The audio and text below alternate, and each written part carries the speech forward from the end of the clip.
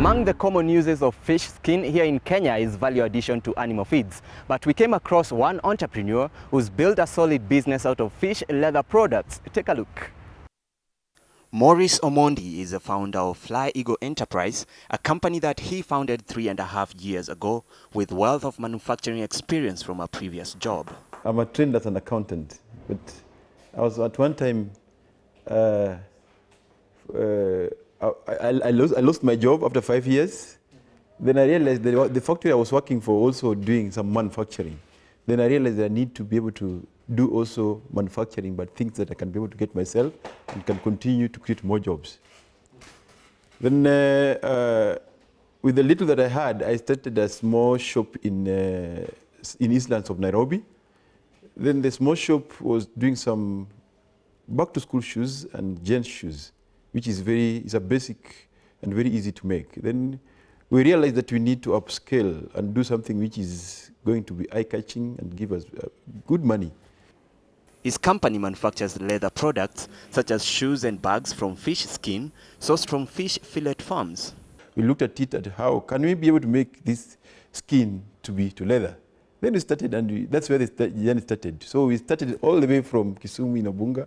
And now what we do, we buy them from those ladies. They pick it from there, but us, we buy it from them so that they can have a better value.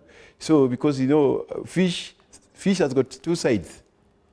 And one side is a skin, and the other one is a skin. So when you're buying one piece now, we're buying at almost 70 shillings to 100 shillings, depending on the size. Then from there, we started adding value through the Kenya Industrial Research. We do research and we counter-check. Then finally, it was found to be a very strong leather that can be able to give you very, very premium products. Among the early challenges that Maurice faced while setting up Fly Eagle Enterprise was raising the initial capital of $30,000. Luckily, the Kenya Industrial Research Institute signed him up for the incubation program.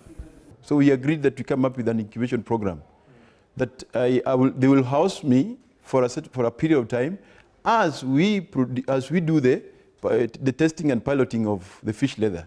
So then they came with the research part of it, and they came also with the help of the place, because that was research and the space and also the technology. Yeah. So because we just know the traditional way of tanning, but then they have a very scientific way of doing the tanning.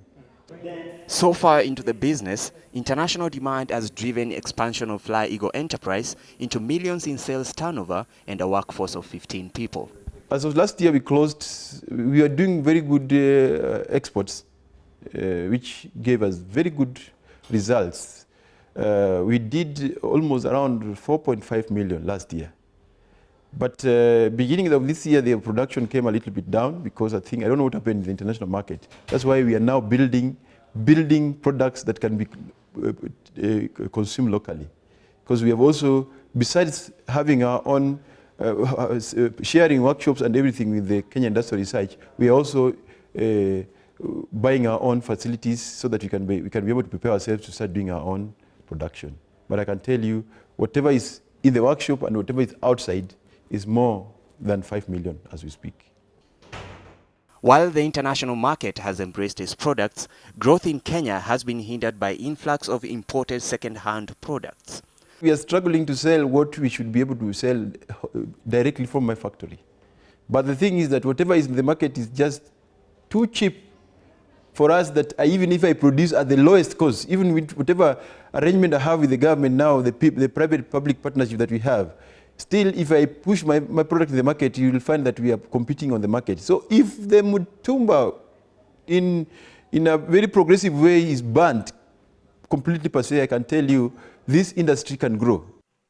Maurice anticipates that demand for authentic leather products will continue to grow, backed by recent efforts by the Kenyan government to revive the industry. The government of Kenya, through the public-private partnership, have been able to take leather as #1 priority industry to be developed. But after we have lobbied, and we've been able to get to that level.